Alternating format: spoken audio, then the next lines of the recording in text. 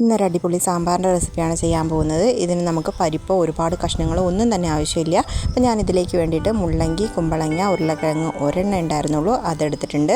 അപ്പോൾ ഇത്രയും കഷ്ണങ്ങൾ തന്നെ മതിയാവും ഈ ഒരു സാമ്പാർ ചെയ്യാൻ. കുക്കറിലേക്ക് ഇട്ട ശേഷം അതിലേക്ക് ആവശ്യത്തിനുള്ള ഉപ്പും മഞ്ഞൾപ്പൊടിയും ആഡ് ചെയ്ത് കൊടുക്കുക.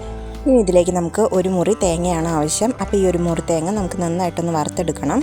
ഇതിനായിട്ടൊരു ചട്ടി ചൂടാവാൻ വെച്ചിട്ട് അതിലേക്ക് എണ്ണ ഒഴിച്ച് ചൂടായ ശേഷം നമ്മൾ അരമുറി തേങ്ങ ഇതിലേക്ക് ആഡ് ചെയ്ത് കൊടുക്കുക. അതിൻ്റെ ഒപ്പം തന്നെ വെളുത്തുള്ളി, ചെറിയുള്ളി ഇത്രയും സാധനങ്ങളും കൂടി ആഡ് ചെയ്ത് കൊടുക്കുന്നുണ്ട്. അത് നമുക്ക് കറിക്ക് നല്ലൊരു കൊഴുപ്പ് കിട്ടുന്നതിന് വേണ്ടിയിട്ടാണ് ഈ ചെറിയ ഉള്ളിയൊക്കെ ആഡ് ചെയ്യുന്നത്. ഇത് നന്നായിട്ടൊന്ന് വഴണ്ട് വരുന്ന വരെ നന്നായിട്ടൊന്ന് ഇളക്കി യോജിപ്പിച്ച് കൊടുക്കുക. അതിൻ്റെ ഒപ്പം തന്നെ നല്ലൊരു സ്മെല്ലിന് വേണ്ടിയിട്ട് കറിവേപ്പില ആഡ് ചെയ്ത് കൊടുക്കുക. ഈ തേങ്ങ നന്നായിട്ടൊന്ന് ബ്രൗൺ കളർ ആവുന്ന വരെ നന്നായിട്ട് വഴറ്റി കൊടുക്കുക.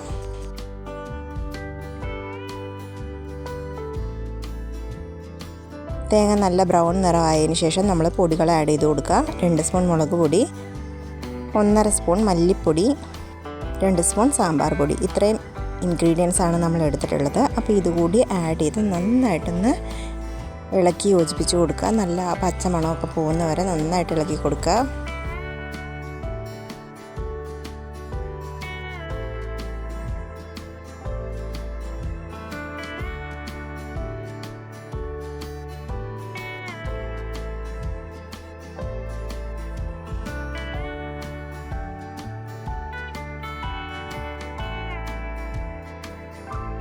കുക്കറിൽ ഒരു വിസിൽ വരുമ്പോൾ തന്നെ നമ്മുടെ വെജിറ്റബിൾസൊക്കെ നന്നായിട്ട് വെന്ത് വന്നിട്ടുണ്ട്. തക്കാളി ഫസ്റ്റേ ആഡ് ചെയ്യാൻ മറന്നുപോയതുകൊണ്ട് ഈ സമയം നമ്മൾ 2 തക്കാളി ആഡ് ചെയ്ത് കൊടുക്കുക. തക്കാളി നന്നായിട്ടൊന്ന് വെന്ത് വന്നതിന് ശേഷം നമ്മൾ അരച്ച് വെച്ചിരിക്കുന്ന നമ്മുടെ തേങ്ങയുടെ അരപ്പ് ഇതിലേക്ക് ആഡ് ചെയ്ത് നന്നായിട്ടൊന്ന് യോജിപ്പിച്ച് കൊടുക്കുക.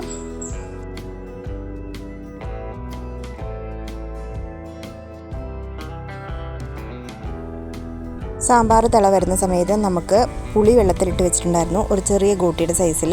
അപ്പോൾ അതുകൂടി ഇതിലേക്ക് ആഡ് ചെയ്യുക. പുളി ആവശ്യത്തിന് നോക്കിയ ശേഷം ഒഴിച്ചാൽ മതിയാവും. തക്കാളി 2 ചേർത്തുകൊണ്ട് അത്യാവശ്യത്തിന് പുളി ഉണ്ടാവും. നമ്മുടെ സാമ്പാർ നല്ല പോലെ തിളച്ച് വന്നിട്ടുണ്ട്. അപ്പം ഈ സമയം നമുക്ക് ഉപ്പ് കുറവാണെന്നുണ്ടെങ്കിൽ ഉപ്പ് ആഡ് ചെയ്ത് കൊടുക്കാം. സാമ്പാർ റെഡി ആയിട്ടുണ്ട്. അപ്പോൾ ഇനി നമുക്ക് ഇതിലേക്ക് കടുക് വറുത്തിടുന്ന ആ ഒരു സെക്ഷനാണുള്ളത്.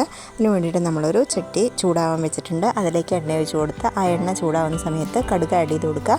കടുകിൻ്റെ ഒപ്പം തന്നെ നമുക്ക് കറിവേപ്പിലയും ഉണക്കമുളകും കൂടി ആഡ് ചെയ്ത് കൊടുത്തിട്ടുണ്ടെന്നുണ്ടെങ്കിൽ നമ്മുടെ കടുക് വറ സെക്ഷൻ ഓവറായിട്ടുണ്ട്. അപ്പോൾ നമ്മൾ ഈ കടുക് വറുത്തതിനെ സാമ്പാറിലേക്ക് ആഡ് ചെയ്ത് കൊടുക്കുക. അടിപൊളി സാമ്പാറാണ്. എല്ലാവരും വീട്ടിൽ ട്രൈ ചെയ്ത് നോക്കണം. നിങ്ങളുടെ ഫീഡ്ബാക്ക്സ് കമൻറ്റായിട്ട് അറിയിക്കാൻ വേണം. ലൈക്ക് ചെയ്യാനും ഷെയർ ചെയ്യാനും മറക്കാതിരിക്കുക. അതേപോലെ നമ്മുടെ ചാനൽ ആദ്യമായിട്ട് കാണുന്നവരൊന്ന് സബ്സ്ക്രൈബ് ചെയ്തിട്ട് കാണുക. തൊട്ടടുത്തുള്ള ബെല്ലൈക്കൺ എനേബിൾ ചെയ്യുകയാണെന്നുണ്ടെങ്കിൽ ഞാനിടുന്ന വീഡിയോസിൻ്റെ നോട്ടിഫിക്കേഷൻ നിങ്ങൾക്ക് ലഭിക്കുന്നതാണ്. പരിപ്പോ ഒരുപാട് കഷ്ണങ്ങളോ ഒന്നും തന്നെ ആഡ് ചെയ്യാത്ത നമ്മുടെ സിമ്പിളായിട്ടുള്ള സാമ്പാർ റെഡി ആയിട്ടുണ്ട്.